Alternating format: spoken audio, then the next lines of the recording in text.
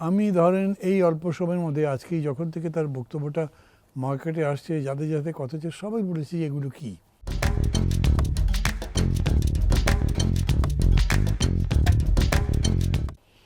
এমনিতেই এই যে জেন জি নিয়ে এত হুলস্থুল হয়ে জানা সারা বিশ্বব্যাপী, জেন জি সম্পর্কে ওই যে ওরা তো করে কি আমেরিকা ইউরোপ এক একটা জেনারেশনের ক্যারেক্টার স্টাডি করে, গত 15 বছরের তুলনায় এবছরে এই 20 বছরের জেনারেশনের ক্যারেক্টার কি। তারা জেন জি বা জেন জেডকে বলছে এরা খুবই অধৈর্য, খুব রাগী, কাউকে সম্মান করতে চায় না এবং যার তার সাথে অভদ্র আচরণ করে।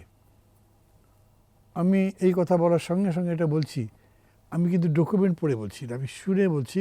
কিন্তু যিনি বলেছেন তাকে আমি মনে করি যে উনি না জেনে বলেনি, আর তাছাড়া তার কোনো রাজনৈতিক মোটিভ নাই। সরকারের মধ্যে সবাই যে এই গেমের মধ্যে আছেন তা আমার মনে হয় না। যেমন আমি খুবই স্পষ্ট বলি, আমি জানি যে এই স্টেকে আমি একটা দলের প্রেসিডেন্ট, আমার বলা হয়তো উচিত হয়, কিন্তু আমি কয়েক জায়গায় এটা বলেছি, ডক্টর ইউনূসের ভবিষ্যতে আরও ক্ষমতায় থাকার খায়েশ আছে, এখন পর্যন্ত আমার এরকম মনে হয়নি। উপদেষ্টা পরিষদের অনেক সদস্য আছেন যারা ক্ষমতায় থাকতে চান বলে প্যাচ করছেন, এরকম আমার মনে হয়নি।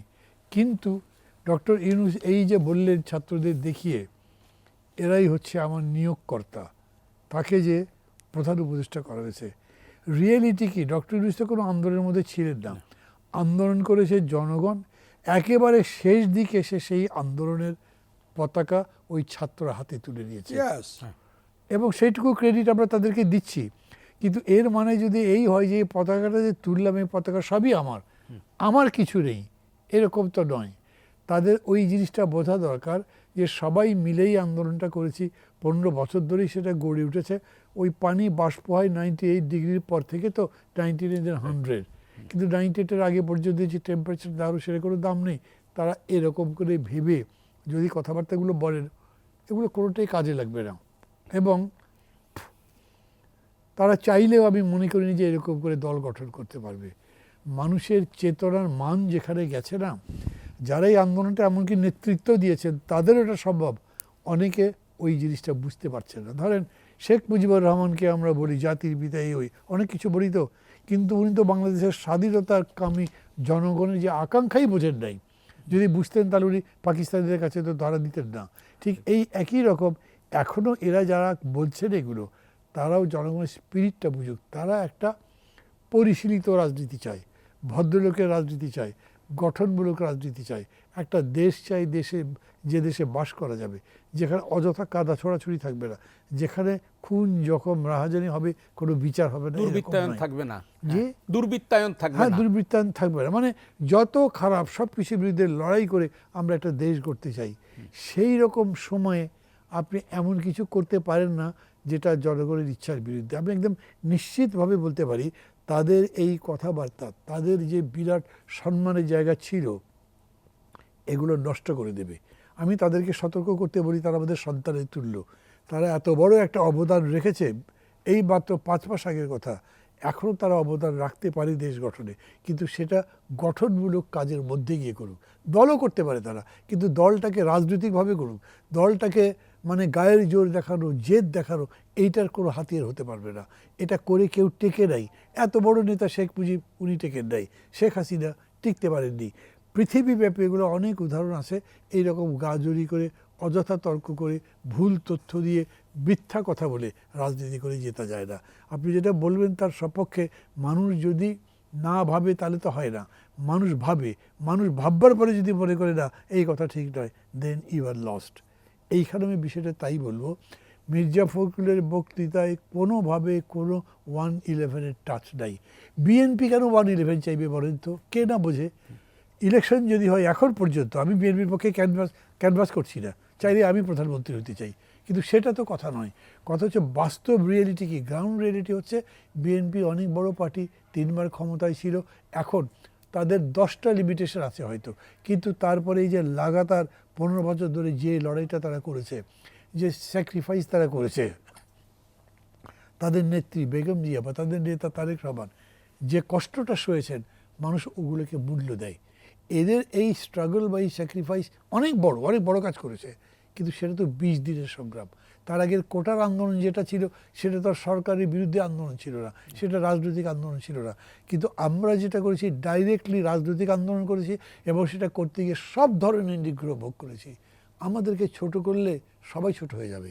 যারা এরকম করছে বয়স কমের কারণে আমি তাদের কাছে শুধু এইটা অনুরোধ করব, এই পথটা পরিহার করো। যদি রাজনীতি করবার ইচ্ছা থাকে, দল করবার ইচ্ছা থাকে, এমনকি যদি এই নির্বাচনেও জিতে ক্ষমতায় যাওয়ার ইচ্ছা থাকে, খেয়াল করবে নির্বাচনে জিতেই ক্ষমতায় যেতে হবে, তার কোনো বিকল্প নেই।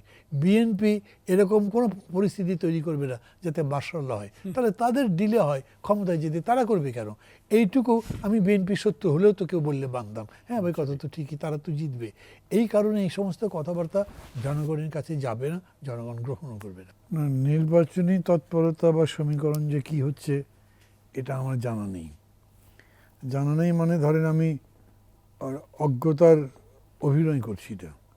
বাস্তবতই এরকম হয়েছে যে যেহেতু নির্বাচনটাই অনিশ্চিত আছে, অনেকেই মনে করছেন, ফলে তারা তাদের মতো করে ভেবে নিচ্ছেন কী করবেন।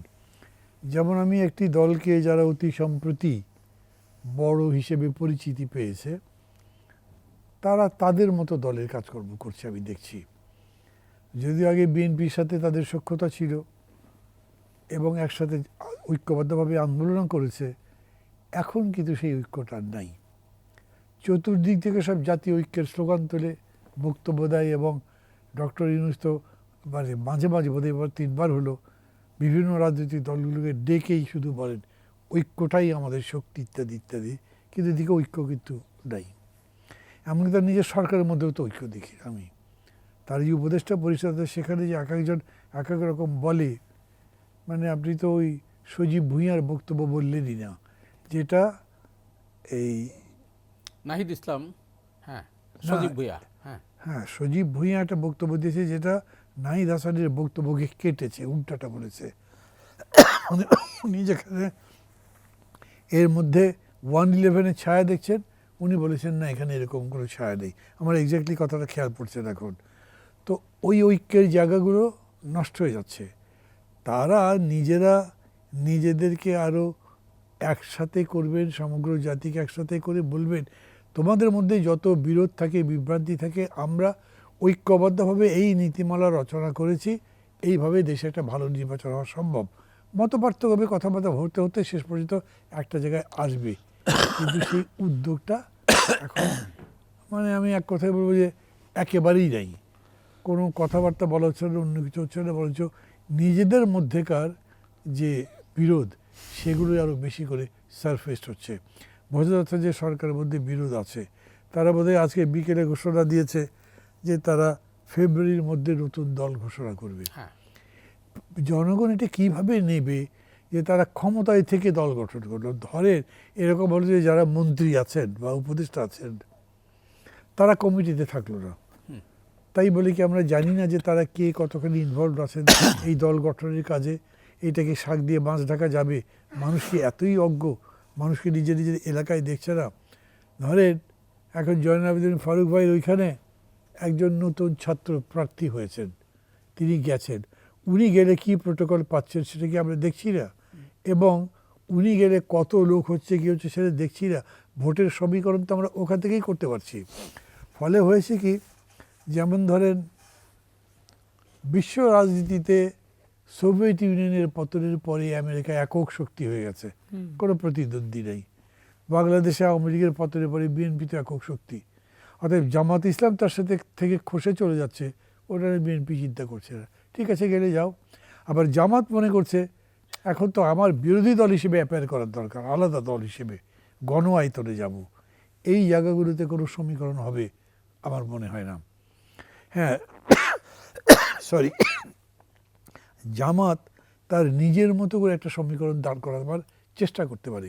যেমন তার একসময় বলেছিল যে ইসলামপন্থী দলগুলো যাচ্ছে তাদের ঐক্য করবে তারা, সে ফসল আমরা দেখি নাই, তার ফলও আমরা দেখি নাই, তার মানে ওটা হয়নি। বিএনপি এরকম কিছু বলছে না। বিএনপি মাঝে মাঝে কিছু কিছু কথা বলছে যেগুলোর মধ্যে আবার যেগুলোর ফলে মানুষের মধ্যে প্রশ্ন তৈরি হচ্ছে, সেই প্রশ্নের জবাবও যে তারা খুব প্রপারলি দিচ্ছেন তারা, আর একটা ওই যে মানে পেছনের ঢেউ সামনের ঢেউকে দূরে ঠেলে দেয়, এইরকম করে জিনিসটা এগোচ্ছে।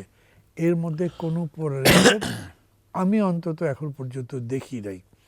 এবং রাজনীতির ব্যাপারটাও যদি স্পষ্ট করে বলতে চান, একটা জিনিস আমি খেয়াল করি, এটা আমি বিশেষ করে মানে বিএনপিকে আমি দল হিসেবে আমার অতীতে আন্দোলনের ফ্রেন্ড তো তারা ছিলেনই, আগামী দিনে আমি মনে করি যে দেশ গঠনের প্রশ্নে উই ক্যান বি ফ্রেন্ডস এবং বেশ লম্বা সময়ের জন্য হতে পারি। কিন্তু সেটা আমারও বুঝতে হবে, আপনারও বুঝতে হবে, তাই তো? সেরকম করে যদি এগিয়ে আসে জিনিসটা, যদি না হয় মানুষের মধ্যে একটা আকাঙ্ক্ষা তৈরি হিসেবে একটু আগে যেটা বলছিলাম, নতুন একটা দেশ দেখতে চাই চরিত্রগতভাবে, যে দেশ গত 53 বছরের মতো নয়। মানে ভাই ছোট্ট করে যদি একটু বলেন, সেটা হিসেবে বিএনপি বলছে যে 200 আসনের বেশিও যদি তারা পায় সেই ক্ষেত্রেও তারা জাতীয় ঐক্যের সরকার করবে। এই বিষয়টাকে আপনি কিভাবে দেখেন? বিএনপি কি এটা এরকম করে বলেছে? আমির খসরু মাহমুদ চৌধুরী নিজে একেবারে সবশেষ দুদিন আগেও এই একই কথা বলেছেন। বড় দলগুলোর এটা একটা সুবিধা আছে কি, ধরেন তাদের দল বড় বলে নেতাও বড়, বেশি কর্মী বেশি, অতএব 10 নেতা 10 জায়গায় 10 রকম বক্তৃতা করতে পারেন এবং 10 জনের মধ্যে অন্তত 5 জন আলাদা আলাদা বক্তৃতা করলেও 5টাই দলের বক্তব্য বলে চালিয়ে দেওয়া যায়। এই বক্তব্য তাদের নেতা তারেক রহমান সাহেব দিয়েছিলেন, সেই জায়গা থেকে উনি এখনো সরেননি, ওটাই এখনো বলছেন এবং এটারই প্রতিধ্বনি তার নেতাদের মধ্যে আমি দেখতে পাচ্ছি। কিন্তু আমি এটাও বলবো যে এইটা তার নিজস্ব ক্যাম্পে একটা বড় সাড়া এখনো তৈরি করেনি। বড় সাড়া তৈরি করেনি বলতে আমি বোঝাচ্ছি যে এর ভিত্তিতে অন্যরাও যে ভাবছে, কথাবার্তা বলছে, নিজেদের মধ্যে বলছে, এরকম না। বরঞ্চ বিএনপি বলেছে, বাকিরা যারা আছে তারা করছে। অনেকে মনে করছে যে এখনো হয়তো দেখার অনেক কিছু বাকি আছে। জি, আপনি একটি রাজনৈতিক দলের নাম বলেননি, কিন্তু বিএনপির সঙ্গে আন্দোলনে ছিল জামাত ইসলাম। তার যে সেক্রেটারি জেনারেল মিয়া গোলাম পরোয়ার, তিনি স্পষ্টভাবে এই দুদিন আগেও বলেছেন 300 আসনে জামাত প্রার্থী দেবে। আমি তো বললাম কেন, মানে আগে জামাতের সামনে বিএনপি ছিল, আওয়ামী লীগও ছিল, জামাত দুটোকে একসাথে ফাইট করার কথা ভাবে নাই। সে আওয়ামী লীগের বিরুদ্ধে ফাইট করবে, বিএনপির সঙ্গে থাকবে। কিন্তু যখন সামনে শুধু বিএনপি, আওয়ামী লীগ নাই, শুধু বিএনপি, তখন তার মনে হচ্ছে তার সাথে আমার সহযোগিতা করার দরকার নেই, আমি আলাদা করে দাঁড়াই। সেটাই তারা করছেন এখন। এই যে ধরেন 300 আসনে সিট দেবেন, এই বক্তব্য থেকে তো তাই বোঝা গেল। এটা তাদের দল আলাদা, নিজস্ব দল, তাদের তো সিদ্ধান্ত নেবার ক্ষমতা আছে, অধিকার আছে, তারা নিয়েছেন। এর ভালো মন্দের দিকে আমি যাচ্ছি না, কারণ এই সিদ্ধান্তের ভালো বা মন্দ দেখা যাবে ভবিষ্যতে, যে তাদের রাজনীতি বা দল কতখানি বিকশিত হয় এটার উপরে, তো ওটা আমরা দেখব। কিন্তু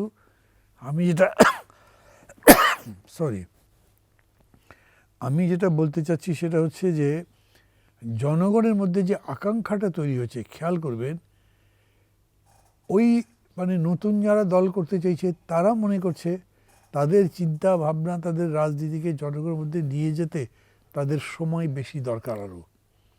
এই জন্য তারা নির্বাচনটা পরে চাইতেই পারে। তাদের বিভিন্ন সময় কথাবার্তা কিন্তু এটা মনে হয়েছে এবং সরকারের পক্ষ থেকে এই ব্যাপারে স্পষ্টাস্পষ্টি কিছু বলা হয়নি। পরের দিকে যখন বলা হলো তখনও এরা এটা মানছে না। সরকার সেই ব্যাপারেও পয়েন্ট ব্ল্যাঙ্ক একটা কথা বলেছে না, আমি বলেছি এর মধ্যেই ঘোষণা হবেই। ডক্টর ইউনূস এমনিতেই তো কথা কম বলেন, রেটরিক্স যেগুলো বলে এগুলো করেনই না, অলংকার দিয়ে সাজিয়ে টাজিয়ে বক্তৃতা করেন না। উনি একবার যেটা বলেছেন মনে করেন এটাই, তার লোকজনও তাই বলছে। তো ওই পরিস্থিতিটা হয়তো থাকবে, আর সবাই দেখবে দেখি না কি করে। এই যে একটা প্রোক্লামেশনের কথা হয়েছে, এটা কতদূর যায়। প্রোক্লামেশনের ব্যাপারটাও একটা মজা, যে 5 মাস পরে প্রোক্লামেশন, আমার কাছে এটাও একটা বিস্ময়কর জিনিস মনে হয়। প্রোক্লামেশন কি হয়, ধরেন আপনি আগামীকাল এইখানে এই সময় একটা নতুন ধরনের অনুষ্ঠান করবেন, সেটা বলবেন, কিন্তু ওই অনুষ্ঠানের সময় পার হয়ে গেলে আপনি বলবেন দেখি। এইখানেও তো এরকম হয়েছে যে সময়টা পার হয়ে গেছে এবং অনেক কথা এটার উপর বলা হয়েছে, নতুন কিছু বলতে পারবেন না। কিন্তু তাদের প্রস্তাবনায় আছে তারা কি কি চায়, সেগুলো একটা নতুন রাজনীতি বিল্ড করার জন্যে বলা হচ্ছে বলে মনে হয়। তার তারা সুনির্দিষ্টভাবে একটি রাজনীতি চিন্তা করে সেটাকে গঠন করবার চেষ্টা করছে।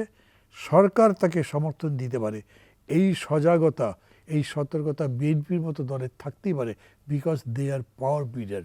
এটা বুঝতে হবে যে বিএনপির কাছেই রাষ্ট্র ক্ষমতার প্রশ্নটা অনেক বড়, তত বড় হয়তো আমার কাছে নয়, কারণ আমি রাষ্ট্র ক্ষমতার ওই শেয়ার তো পাবো না, তো আমি ভাববো কেন।